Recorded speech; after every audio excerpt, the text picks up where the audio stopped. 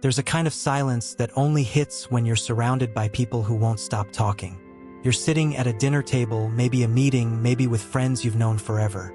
Everyone's laughing, debating the weather, gossiping about some celebrity mess, and you're nodding along like you're supposed to, smiling, playing the part. But inside, your mind is screaming. You hear the words, you understand the language, yet the meaning feels like it's coming from another universe.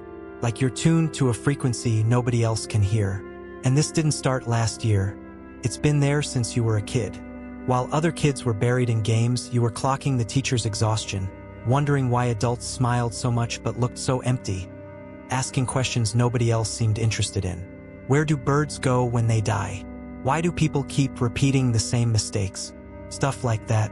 You were never moving at the same speed as everyone else. Your mind was already 10 steps ahead, scanning patterns, reading emotional subtext, running simulations while everyone else was just reacting. And back then, people probably told you, you're so mature for your age, like it was a gold star. But here's the part nobody warned you about. Being ahead doesn't feel like winning. Feels like waiting. Psychologically, this is what asynchronous development looks like. Your emotional and cognitive awareness outpaced your age and your environment. You arrived at questions most people don't ask until much later, if they ever ask them at all. You became a sprinter in a world that insists on walking. And when you're forced to slow down like that, day after day, year after year, it doesn't turn into wisdom. It turns into exhaustion, a deep, bone-level tiredness that sleep doesn't fix. That's why social situations feel so strange.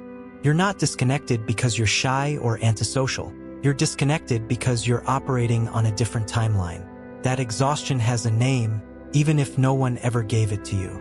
In psychology, there's an archetype called the wise old man, the symbol of foresight, discipline, and long-term thinking.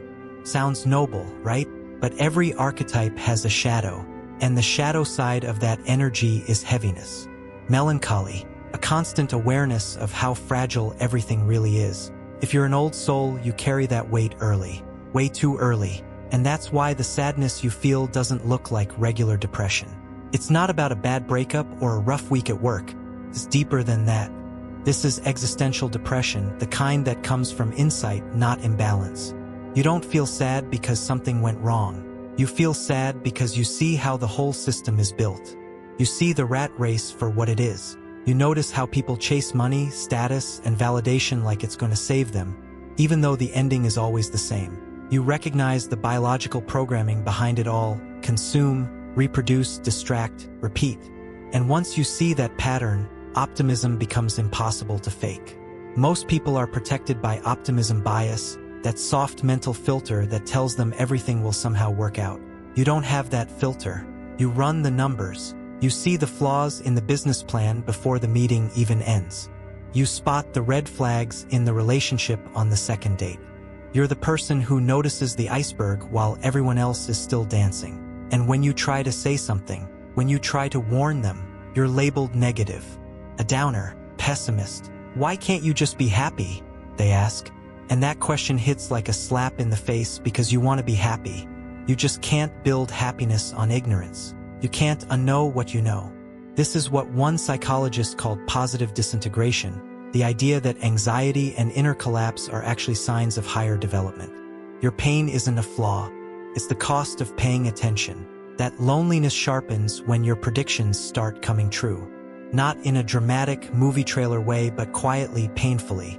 You watch your friend fall for someone you clocked as toxic from day one. You see the project crash exactly how you said it would, months before anyone else noticed the cracks. And there's no victory in being right, no satisfaction, just this hollow feeling that sits in your chest. This is what's known as the Cassandra Complex, seeing the future clearly, but never being believed. You become the designated lookout, the one who notices danger early, yet gets brushed off every single time. Over time, you stop speaking up, not because you were wrong, but because you're tired of being dismissed. And in that silence, you start carrying other people's illusions for them. You let them believe the fantasy because challenging it costs too much energy. The reason this keeps happening comes down to how your mind works. Most people process life linearly. One thing happens, then another, then they react. Your brain doesn't do that. It processes cyclically and predictively. You're constantly pattern matching, connecting emotional archetypes, fast-forwarding through outcomes before the conversation even finishes. While others argue about surface-level symptoms, you've already identified the root cause and the likely ending. The downside? You can't fully enjoy the present. Your mind has already jumped to the breakup, the boredom, the collapse, the decay. Psychologists call this anticipatory anhedonia, the inability to feel joy now because you already see how it ends. It's like watching a movie when you already know the twist. Everyone around you is shocked, gasping at the screen, and you're just sitting there, numb, waiting for them to catch up. That waiting, that buffering between what you know and what others are ready to understand, is where loneliness really forms. You're living in the future of the conversation while everyone else is stuck in the present. To survive that gap, you learn how to blend in. You become a social chameleon. On the surface, you're fine, better than fine, actually. You know when to laugh, when to nod, when to fake interest in conversations that feel painfully shallow. You understand the rules of the game, so you play them well. From the outside, no one would ever guess you feel disconnected. But here's the problem. That performance drains you at a catastrophic rate. Because what you crave isn't attention or popularity. It's resonance. You want conversations that go somewhere, ideas with weight, connections that actually mean something. And modern society isn't built for that. It runs on speed, 15-second clips, disposable relationships, endless noise with very little depth. For someone wired like you, that speed is physically uncomfortable. You operate on deep time. You value things that last. So when you're stuck making small talk about gas prices or trending drama, your body reacts like it's trapped. It's not boredom, it's claustrophobia. Psychologists call this the forced choice dilemma, the daily decision between honoring your depth or shrinking yourself to fit in. When you choose to shrink, something fractures inside. You build a false self, an agreeable avatar that navigates the world for you. That avatar laughs at the bad jokes, pretends to care. Meanwhile, the real you retreats inward, deeper into your own mind, where it's safer. That's why you can feel lonely even in a room full of friends. They aren't connected to you, they're connected to the avatar. And the more convincing that mask becomes, the more invisible you feel. That cost shows up in your empathy. Most people have solid boundaries between themselves and others. If someone else is struggling, it's unfortunate, but it's not theirs to carry. You don't have that kind of wall. Your ego boundaries are permeable. Other people's emotions leak straight into you, whether you want them to or not. You walk into a room and instantly feel the mood. Tension, sadness, anxiety. It all hits you at once, like background noise turned up too loud. You can't just switch it off. Your empathy isn't a faucet, it's a flood. And over time, that leads to something called compassion fatigue. You're exhausted not because you're doing too much, but because you're processing emotional data that doesn't even belong to you. This is why people are drawn to you.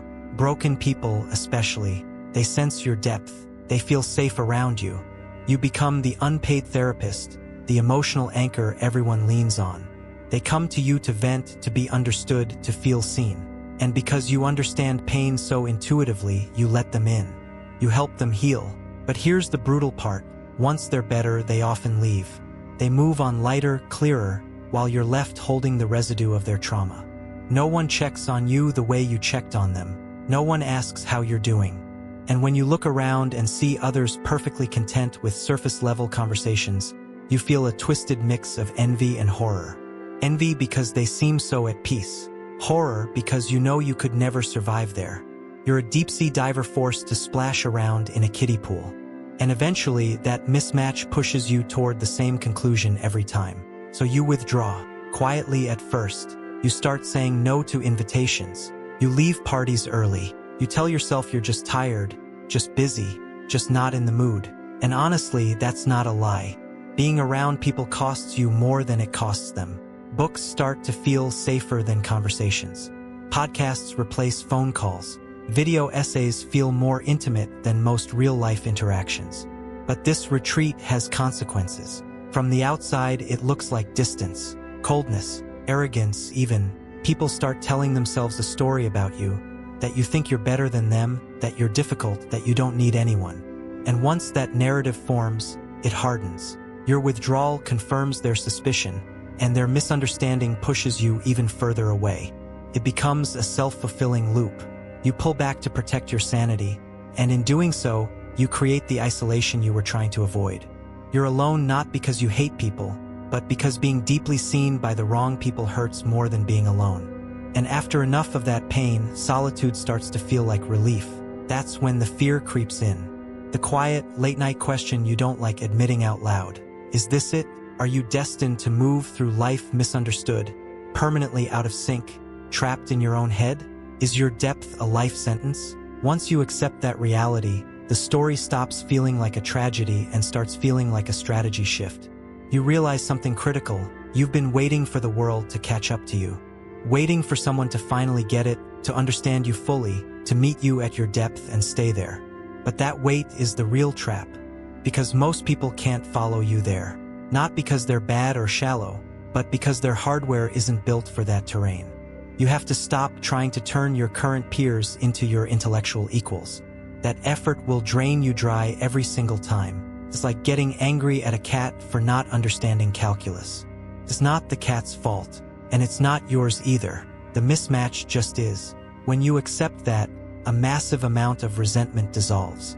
Here's the hard math. If you're operating in the top slice of emotional depth or intelligence, most people you meet simply won't be able to resonate with you long-term. Those are the numbers.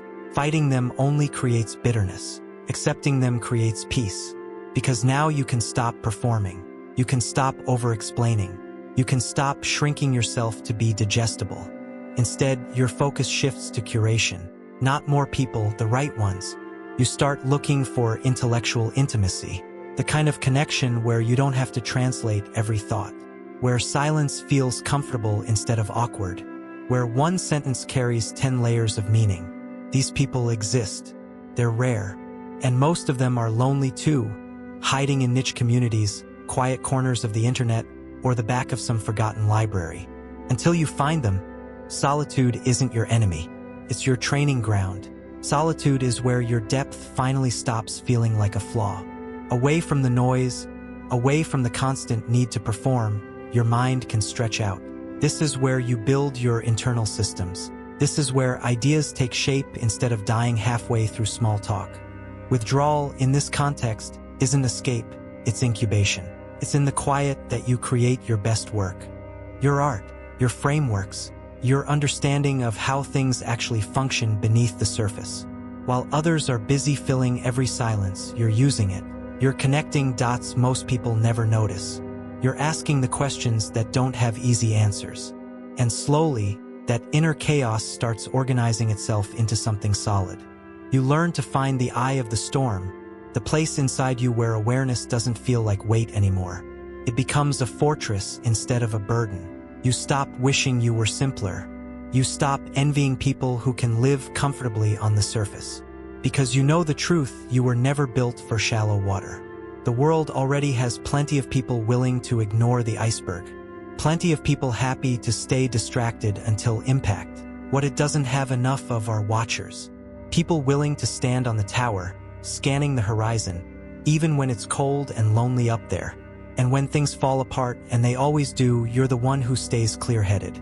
You're the one who knows what to do next. You carry the map because you've been studying the terrain the entire time. Your depth was never a mistake. It's a responsibility. And the moment you accept it, loneliness stops being an enemy and starts becoming a source of strength.